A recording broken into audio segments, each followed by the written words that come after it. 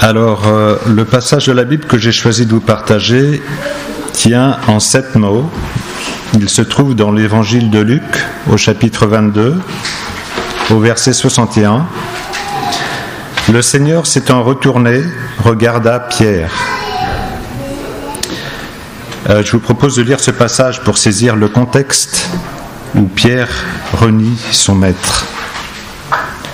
Est-ce que Janine, tu veux lire ce passage ?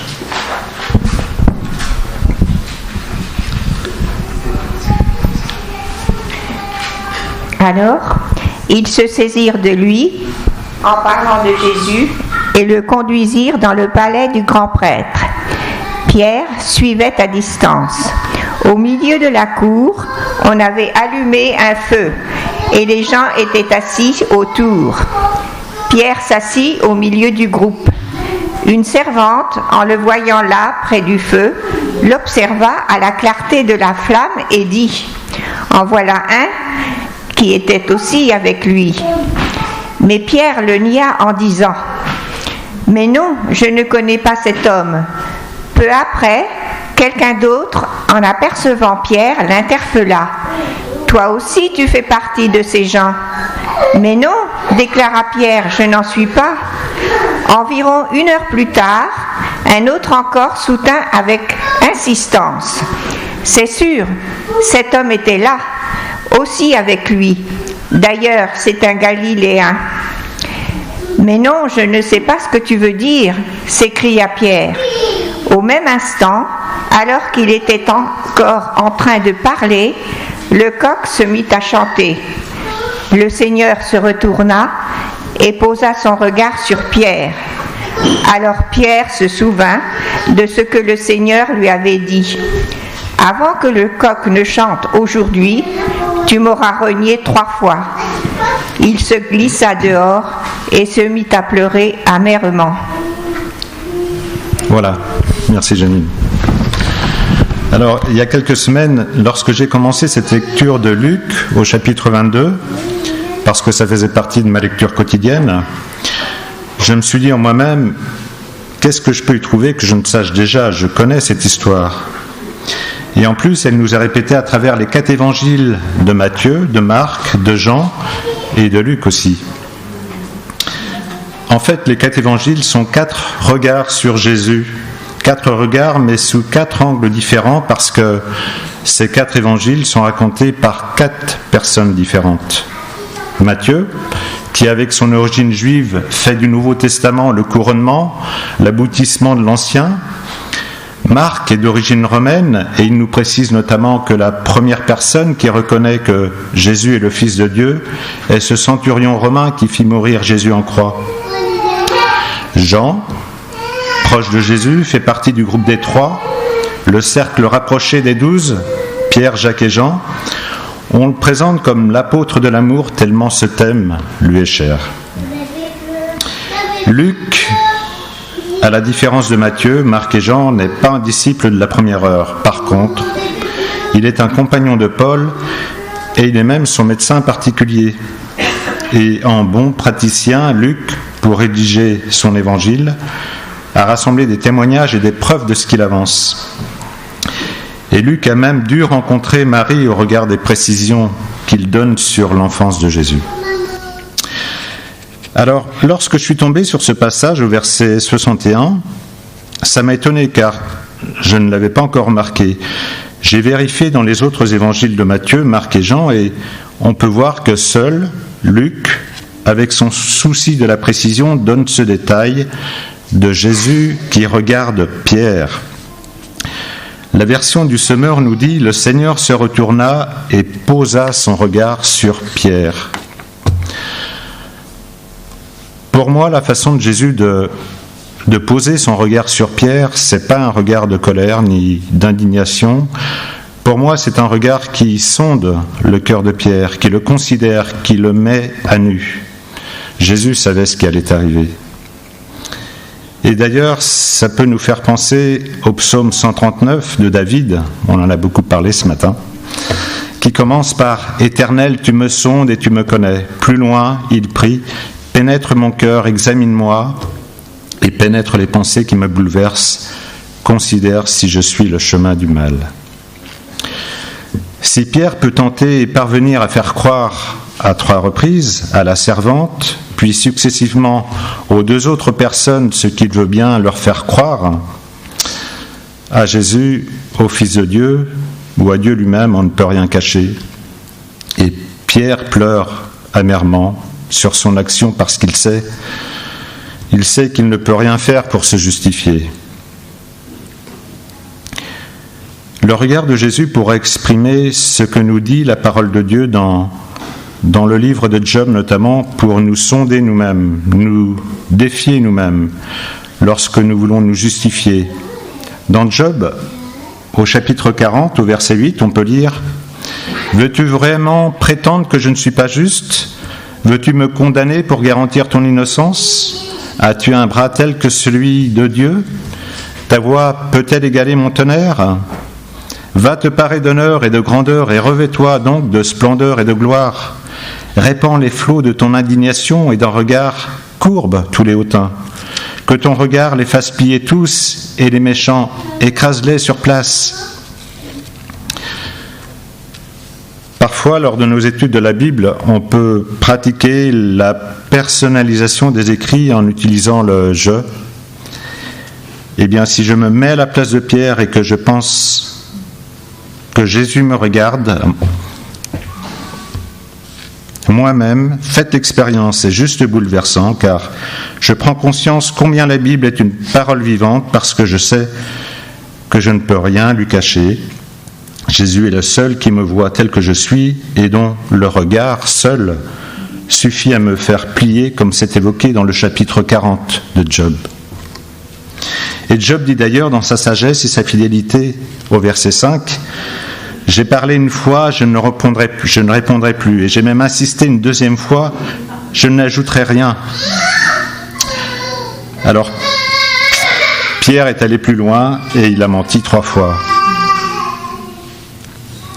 Il y a beaucoup de personnes qui regardent Pierre, la servante, puis 2 autres encore, et à qui Pierre se défend. Mais lorsque le regard de Jésus tombe sur celui de Pierre, c'est autre chose. On ne peut rien contre la puissance de Dieu manifestée dans son Fils.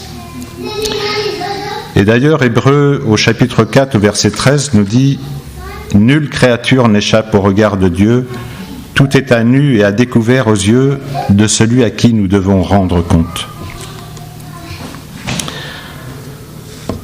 Pierre se glissa dehors et se mit à pleurer amèrement, nous dit le verset 62. Eh bien, il a échoué, il n'a pas tenu parole, et sa conscience est mise à l'épreuve, il se sent coupable, il s'éloigne de Jésus, se met à l'écart. Pierre s'éloigne de Jésus et il s'en éloigne comme nous pouvons le faire à chacune de nos propres faillites, où nous nous sentons coupables de ne pas avoir été à la hauteur. Et Pierre n'ose plus regarder Jésus en face. Si nous restons loin de Jésus, loin de Dieu, alors l'accusateur triomphe et jubile. D'après Apocalypse 12, au verset 10, le diable est l'accusateur des frères, celui qui les accuse devant Dieu, nuit et jour. Et en effet, il fait pression sur notre conscience qui reconnaît le mal que nous avons fait. Il veut nous faire croire que Dieu nous condamne et nous ferme la porte.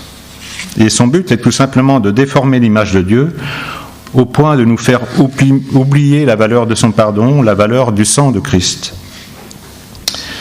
Et il aurait raison si Jésus n'était pas mort pour expier ce péché et s'il n'était pas ressuscité pour nous justifier. Mais voilà, à l'accusation du diable, Jésus répond « Mais j'ai déjà payé en personne ce délit, cette faute.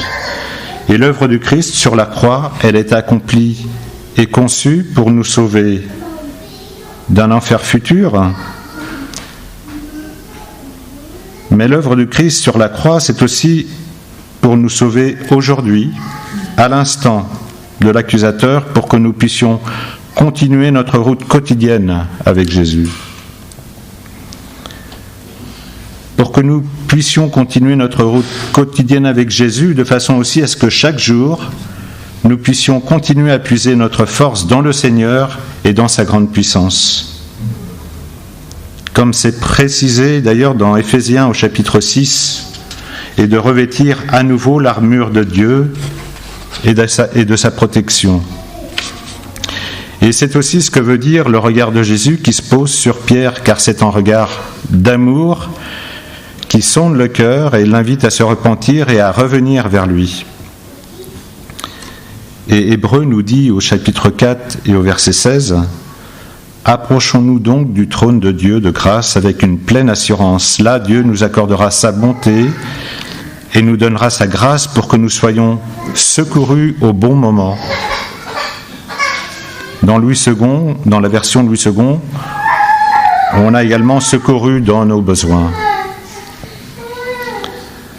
Parce que Jésus, en fait, est le seul qui voit notre cœur, qui nous comprend et qui est à même de nous aider, de nous accompagner comme Pierre dans une démarche de retour à Jésus, de retour à notre Père à chacune de nos faillites.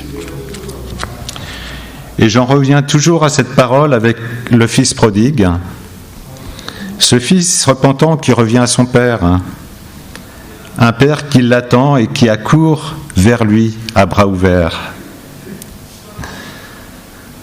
Alors si vous voyez cette image en face de vous, j'aime bien cette image où c'est écrit « Même si je pars très loin de toi, eh bien, tu m'attends toujours.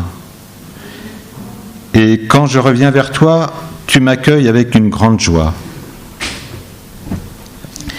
Et non seulement tu m'accueilles avec une grande joie, mais tu investis en moi tout ton amour et toute ta confiance. Et c'est ce qu'on peut voir dans l'évangile de Marc au chapitre 16.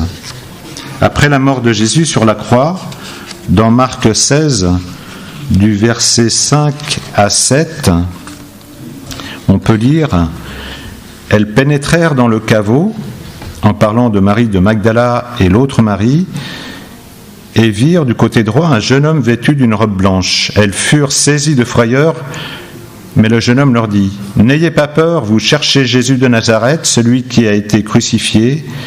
Il n'est plus ici. Voyez l'endroit où on l'avait déposé, et maintenant, allez annoncer à ses disciples et aussi à Pierre qu'il vous précède en Galilée. C'est là que vous le verrez comme il vous l'a dit. » Alors notons qu'il précise bien « Allez annoncer à ses disciples et aussi à Pierre. » Jésus y tient. Jésus y tient parce que, au même titre que l'enfant qui revient à son père, un père qui va mobiliser toute sa maison pour célébrer ce moment, pour fêter le retour de son fils, Jésus veut réhabiliter Pierre. Et l'épisode où Jésus retrouve les disciples au bord du lac de Tibériade, lors de la pêche miraculeuse, est raconté dans Jean 21, du verset 15 à 17. Si tu veux bien lire, Edwige. Donc Jean 21, 15 à 17. Après le repas, Jésus s'adressa à Simon-Pierre.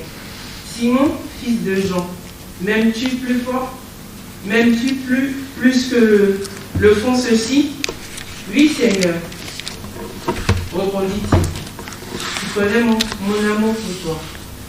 Jésus lui dit, prends soin de mes agneaux. Puis, il lui demanda une deuxième fois, Simon, fils de Jean, m'aimes-tu? Oui, Seigneur, lui répondit Simon. Tu connais mon amour pour toi. Jésus lui dit, nourris mes brebis. Jésus lui demanda une troisième fois, Simon, fils de Jean, as-tu de l'amour pour moi? Pierre fut peiné car c'était la troisième fois que Jésus lui demandait, as-tu de l'amour pour moi? Il lui répondit, Seigneur, tu sais tout, tu sais que j'ai de l'amour pour toi. Jésus lui dit, prends soin de mes brebis. Merci Edwige. Alors par 3 fois, Jésus demande à Pierre, m'aimes-tu? Il lui demande ça parce que si Jésus et si Dieu nous a aimés le premier, eh bien, il attend aussi notre amour pour lui en retour. Il attend que nous fassions ce pas vers lui pour nous bénir en retour et nous investir de sa confiance et de sa présence. Et de cette façon, lorsque nous sommes proches de lui et que nous l'aimons à notre tour, on ne l'honore plus par devoir, on ne l'honore plus pour maintenir nos distances avec un Dieu en colère, mais parce que notre plus grand plaisir est tout simplement de lui plaire. Et le résultat, c'est que la joie de l'Éternel devient notre force, notre motivation. Et cette force-là est la seule qui nous aide à surmonter notre égoïsme et notre péché à travers nos mauvaises habitudes. Et c'est ainsi que Pierre va être investi de cette nouvelle mission de prendre soin des brebis du Seigneur. Dans notre société d'aujourd'hui, on a entendu en cette période d'épidémie du Covid l'expression du « quoi qu'il en coûte » de notre président pour préserver notre santé, notre économie, par tous les moyens possibles. Eh bien, on pourrait reprendre cette expression pour comprendre que Dieu a vraiment tout mis en œuvre, quoi qu'il en coûte, pour aller nous chercher là où nous sommes, pour nous sauver dans nos moindres faiblesses, jusqu'à sacrifier son propre Fils pour nous, par amour pour nous. À la différence que, comme il est dit dans Éphésiens, Dieu peut faire au-delà de ce que nous pensons ou imaginons pour nous ramener à lui. Le parcours de Pierre, ça peut être aussi le nôtre à travers nos faux pas, nos propres faillites. Ça peut être aussi le nôtre à travers que l'amour de Dieu nous porte, à travers son Fils Jésus, parce que nous reconnaissons ce qu'il a fait pour nous à la croix et qu'il nous accorde toute sa confiance pour le servir en retour et porter son héritage. Et ces paroles de la Bible, les paroles de la Bible peuvent devenir des paroles vivantes lorsque nous la lisons et que l'Esprit vient habiter en nous. Nous percevons alors ce regard de Jésus, nous recevons cet amour de Jésus qui nous assure de sa confiance en nous faisant ses serviteurs et nous devenons alors comme des pierres vivantes de son Église, selon nos dons et nos capacités. Alors merci Seigneur d'avoir tout mis en œuvre pour nous sauver chaque jour, au moment opportun et demain au jour final. Et pour finir, je lirai juste un passage dans Éphésiens au chapitre 3. Vous pourrez lire à partir du verset 14, mais je retiendrai à partir du verset 20 qui nous parle de l'amour de Dieu. À celui, par la puissance qui agit en nous, peut réaliser au-delà de ce que nous demandons ou pensons. À lui soit la gloire dans l'Église et en Jésus-Christ pour toutes les générations et pour l'éternité. Amen.